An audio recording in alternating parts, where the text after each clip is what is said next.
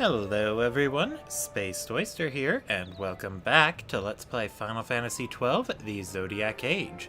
In the last episode, we had to unfortunately fight Vossler aboard the skyship Shiva, or Imperial ship Shiva, and then Ash decided to seek the assistance of the Garrif south of the Giza plains in order to figure out how to use her magical rock. In this episode, I will be setting up my gambits, that way I don't have to keep Vaughn and Ash equipped with bangles. Okay, you know what? Ash is not going to be healing anything because she does not have enough gambit slots at the moment, and she knows Libra. Okay, anyway.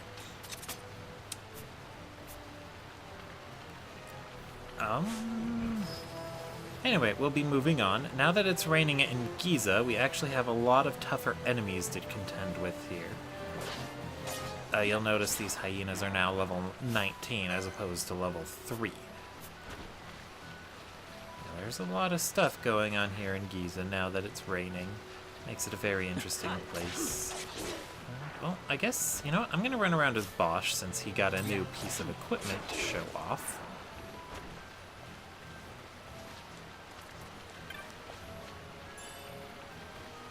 And, we'll just make our way through here. Not too much to talk about concerning that. Well, I guess I can talk about how to unlock a special area here in Giza. While it's raining, there are going to be a few dead trees we can interact with in specific parts of the plains. If you find and activate all of those trees, you'll be able to get to a new area. Access to that area is semi-required. It has a hunt mark behind it later in the game, and it also has a unique item that's useful, that's necessary to complete a side quest to get a lot of goodies.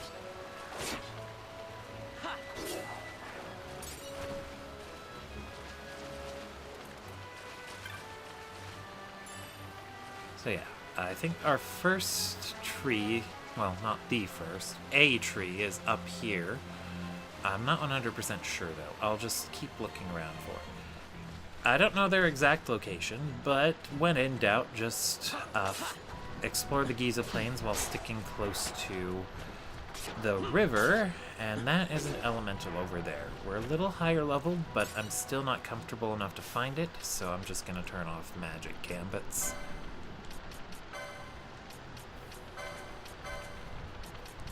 Yeah, this is a different version of an elemental than the one we saw in the Ogier Yensa. The one in the Ogier Yensa had a different name than elemental. This one is just called an elemental. So these ones that look basically just like their element floating around all over the place, those guys are weaker. They're level 25 as opposed to level 45 from the other versions. But that doesn't mean they're any less dangerous. And speaking of any less dangerous, I thought Bosch's damage output would skyrocket, but he's actually not hitting as hard as I thought.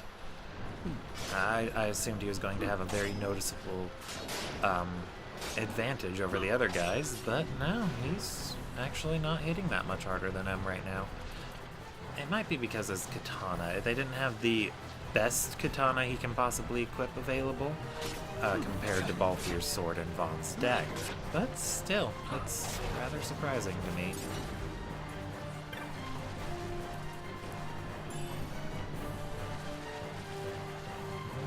Anyway, I guess this is a good time for me to talk about the element system in Final Fantasy XII. It's mostly the same as in Final Fantasy X, but they got a few differences that are, well, weird. For the most part, each element and its opposing element are both strong against each other. So for example, light and dark both deal extra damage against enemies who are light and dark. But the elements that pair off get a little weird. Most of them are normal, but there is one pairing that's really just what? So holy and dark, as I've already mentioned. Then there's also fire and water, which also makes sense. And then earth and wind, but the weird one is lightning and ice. I guess they just ran out of elements and those two got paired because they're the spares.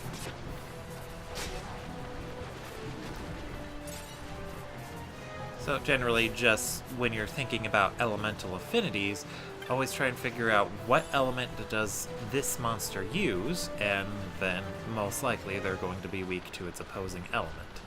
So that thunder elemental back there, he is actually weak to ice because of that, by that ruling. Giza Plains also has the bigger versions of the elemental, like the one we saw in the Ogier Yensa. So in general, I guess just turn off your healing gambits and rely on items for a bit. And I didn't actually find a dead tree in that area, so I might have been wrong about that.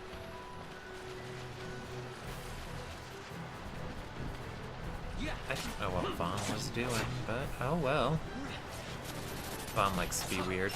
Anyway, speaking of weird, there's actually been this one show I've been watching a little bit too much of. I recently renewed my Netflix subscription, and I decided to start watching Crazy Ex-Girlfriend again. A super amazing show. I would highly recommend it.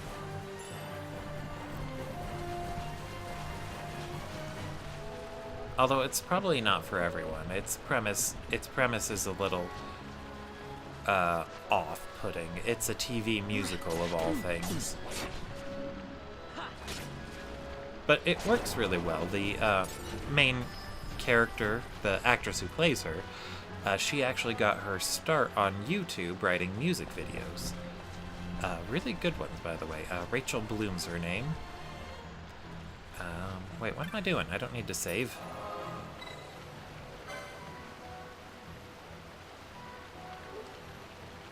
But I first found Rachel Bloom's stuff on a different website. It was that cracked.com.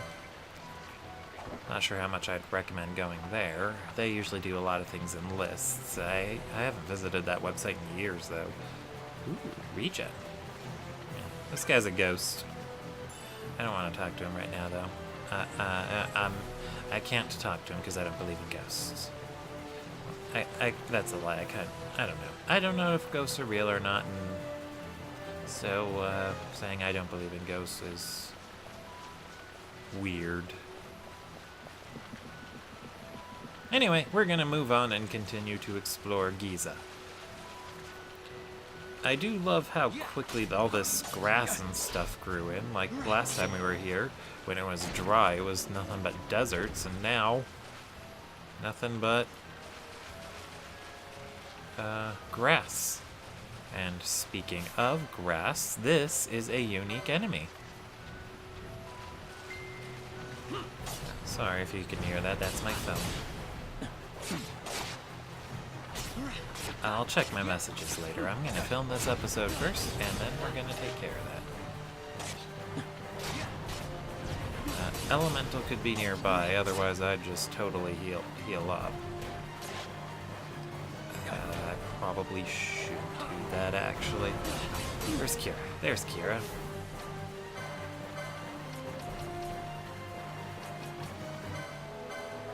And fortunately, we got sap on the big guy, so we don't have to worry about missing him so much.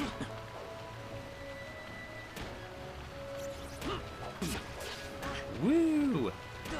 Lots of license points.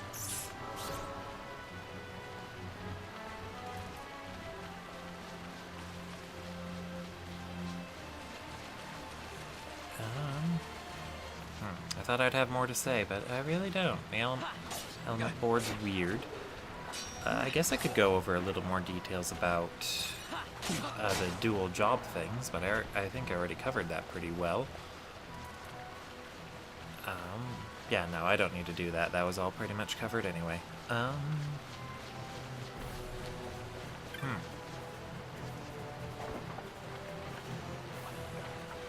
Well, I guess I could talk a little bit more about that Crazy Ex-Girlfriend then.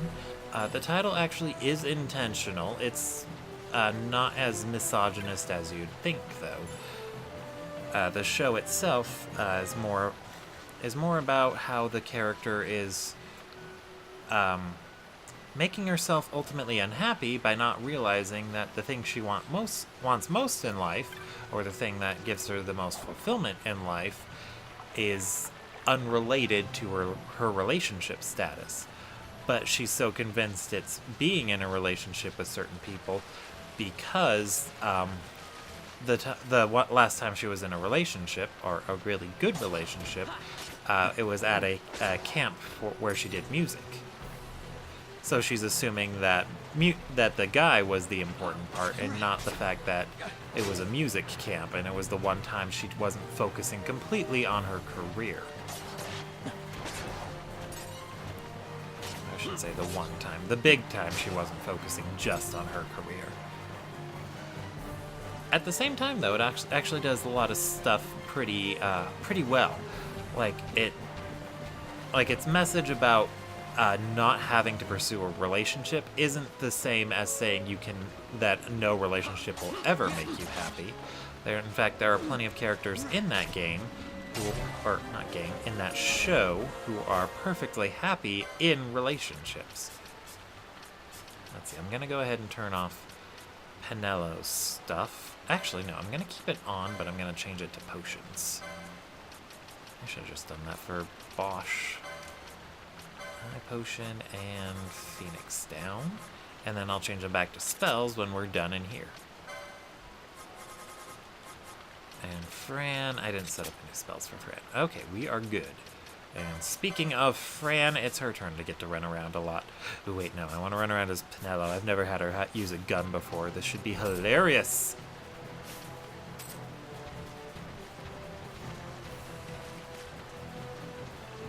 But ultimately, the message isn't never pursue a relationship. It's think about whether or not you want to pursue a relationship.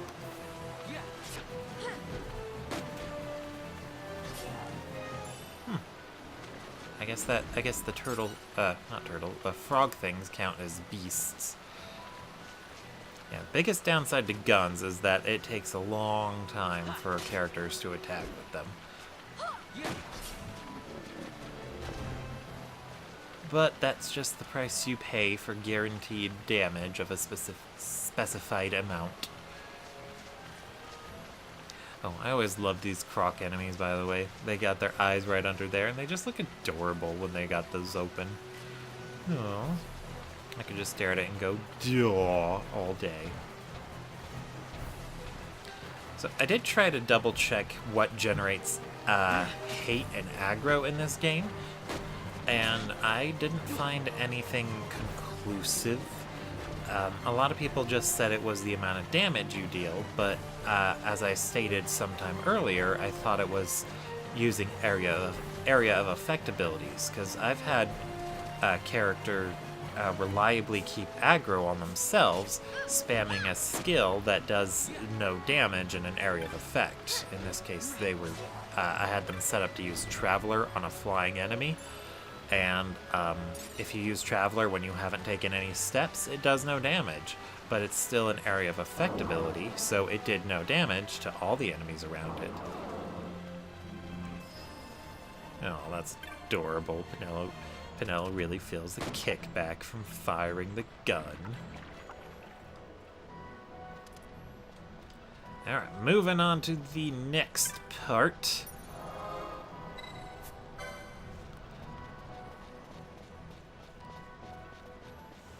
But I felt the need to kind of bring up Crazy Ex-Girlfriend because despite being critically acclaimed, as in critics really like it, the show is actually the lowest rated one on the CW, the network that's airing it. Okay, this might get... Did I get Ashenu's stick? I can never hit people with it.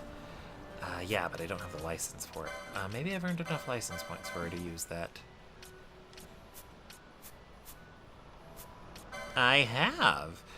Now I don't regret buying it for her. I'm gonna turn off her magic gambits and have her use the musk stick for a bit. Just until we're out of this area. because, you know, there are pretty much elementals in every single part, and I don't want to have to deal with that. Also, I should check to double check their equipment. Let's go ahead and give Ash...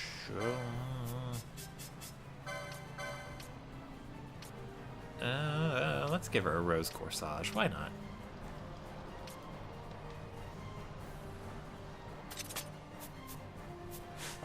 But now she's got a musk stick. She's very manly.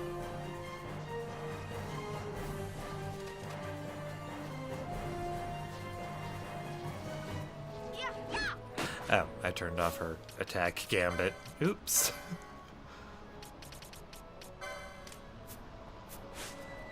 Yeah, with the pulls that monks use, they're a little weird because the characters will hold them and attack with them like they would a normal lance, but they use a lot more flair. It's really weird.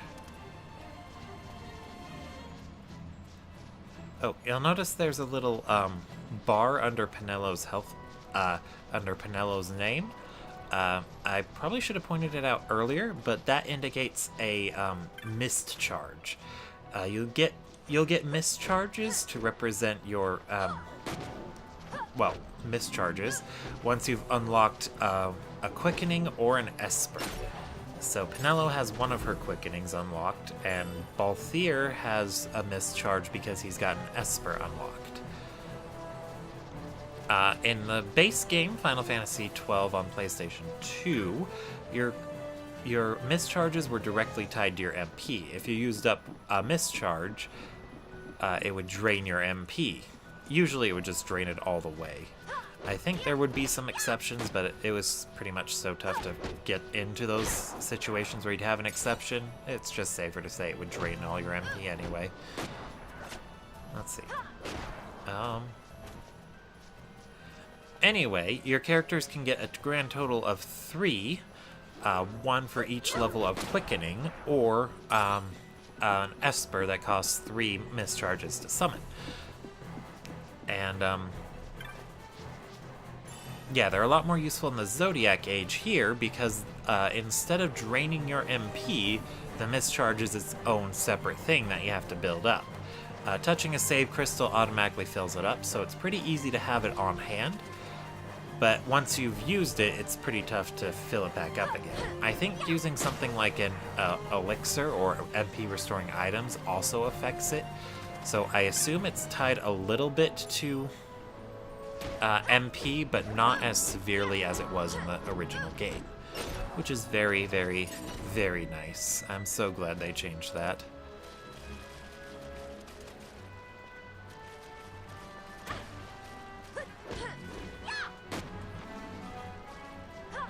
Oddly enough, though, Crazy Ex-Girlfriend, it's the type of show that would actually you'd think it'd resonate more with female audiences, but I've heard it's actually got a much larger fan base from men than women. I guess a lot of guys were drawn to it because of the attractive ladies they have in there. But it also drew a LGBT audience because it's one of the very few shows that has a good portrayal of a bisexual man.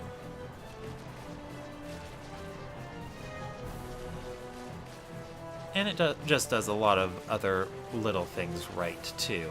Like, the authors' more political views, I think they do make them apparent throughout the show, but they don't draw much attention to it.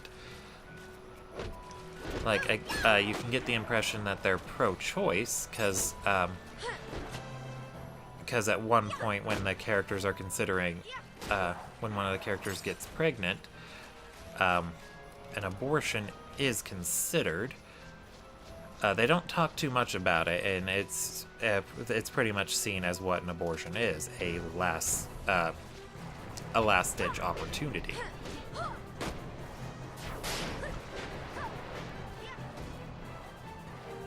But they didn't present it as something that they couldn't do either. So it was really a really interesting touch. And then one other little thing it actually does is Uh, oh. Oh, right. When characters are about to do the business, as it were, it's always the guy asking the girl, "Are you 100% sure?"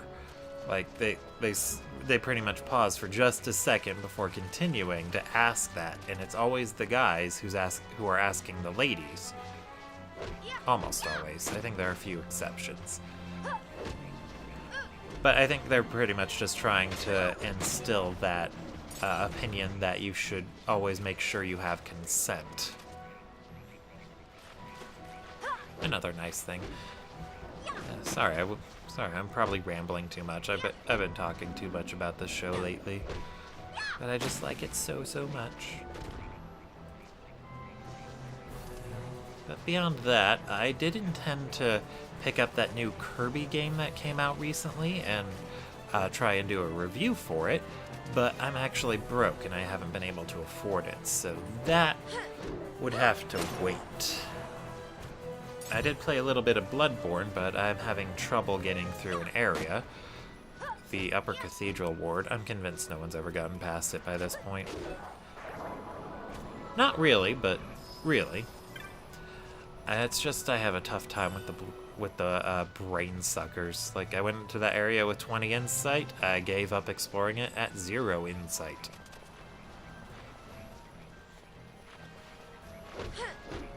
But fortunately, it is optional, so if I never really get up the nerve to try and tackle it again, it's no big deal. Ooh, there's an item over there. I'm gonna go pick that up.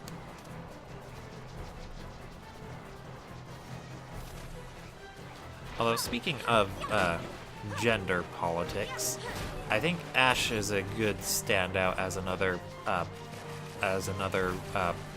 good female character, I think.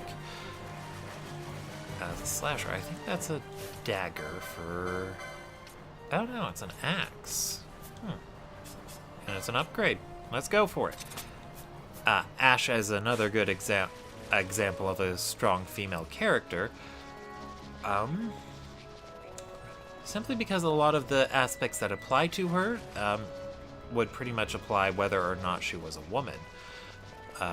She isn't defined by the fact that she has boobs and a vagina. She's more defined by her motives and goals. An easy way I found to always test or whether or not a woman is defined by her gender is basically whether or not you could replace her with a male character and nothing would change, except for that she's a male character now, and that easily applies to Ash. I guess you could argue that her mourning her late husband would be a uniquely female thing, but it's really not. Men can mourn their spouses too. And I'm just bringing up all the controversial issues. I don't know why.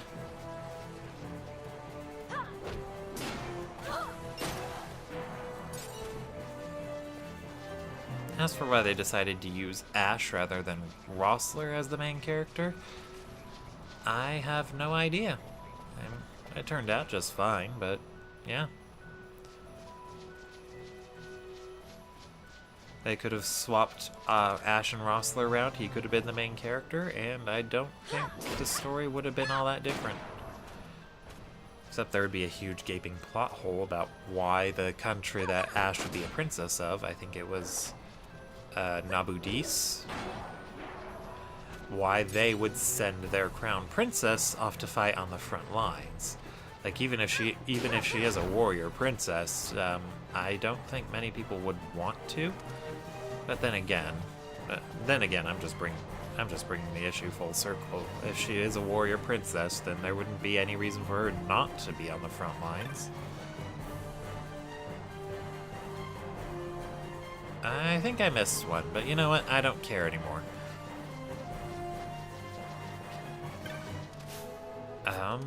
The entrance we're searching for on the Giza Plains here is actually to the south, so we just gotta go back a few areas.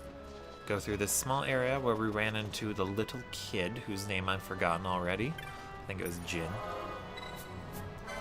And then we run through this part. I don't know exactly... I don't know if there's exactly anything that makes it to where it's like there's definitely an elemental in the area or not.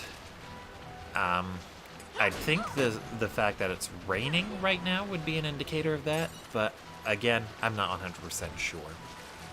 One thing the rain does do that's really awful, like the absolute worst, is that most ranged weapons have decreased accuracy in the rain. Guns aren't affected, because guns aren't affected by anything, but if you got a character who's using a bow or a crossbow, or maybe hand bombs too, I'm not 100% sure on that, then they're most likely going to miss. It's part of the reason why I really don't like crossbows. I love the music here on the Osmone Plain.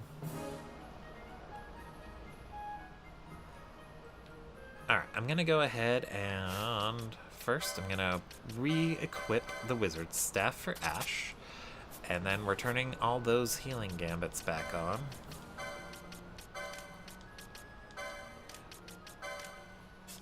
Healing and magic ones. And Penelo.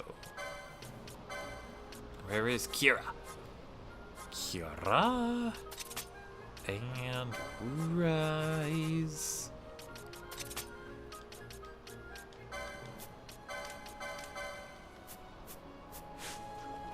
Because there are quite a few flying enemies in this part of the Giza Plains, and it's not fun.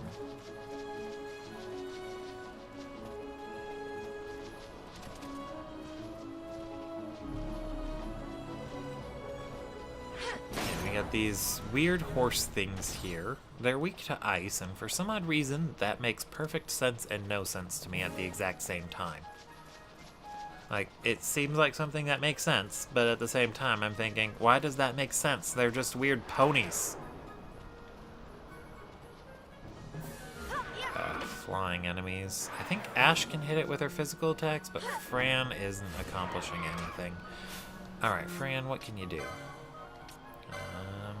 Slow, immobilize.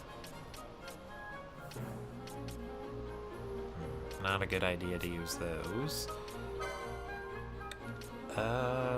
I think she can just use items.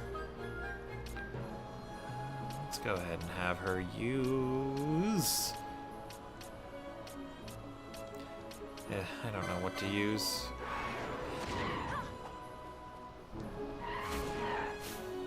And Ash, on the other hand, Ash has plenty of options. Go ahead and use water, you silly Billy. At first I was thinking, oh hey, this guy's weak to water, or weak to dark, because Penelo's using dark on it, but then I remembered, oh wait, no, she's got a dark gambit to cast dark on flying enemies. I'm so forgetful.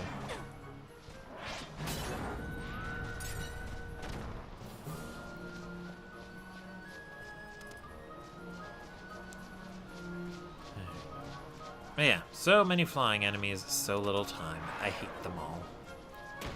I should probably turn on a flying enemies gambit for Ash. Yeah, I'm gonna go ahead and do that so I don't have to keep opening the menu for her. And Fran, what can I do with Fran to help her hit flying? I'm not too sure. Flying.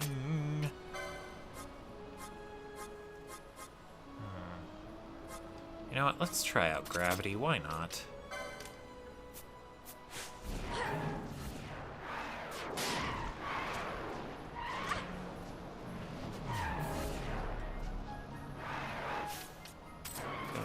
Now, Ash, you're just gonna hit that guy with Aqua. I want to see if Fran's going to be able to hit this thing with gravity, so let's switch to her. Yeah, I think she hit it.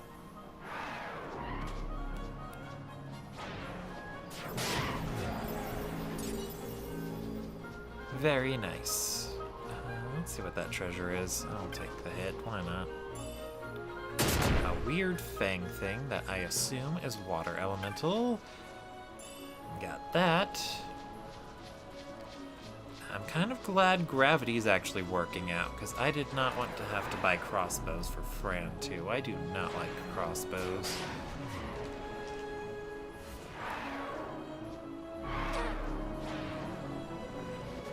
But one thing I did see on aggro mentioned damage, and I think that in that situation right there supported it, because I think Ash was doing the most damage.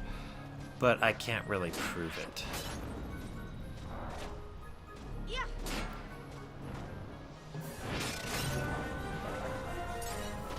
That was Ash gaining a level, right? Right. Do I know haste yet? I do not. And I was wrong about reflect. It's a time magic spell, not a white magic spell. Where's oh, Penelo's back there. She's just really slow.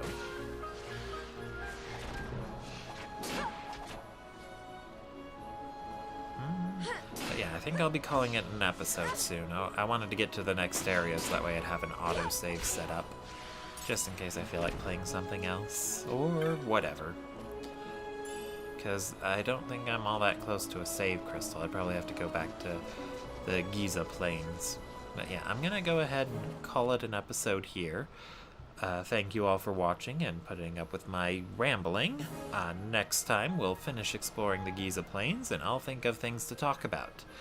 In the meantime, don't forget to like, comment, and/or subscribe, and I will see you all next time.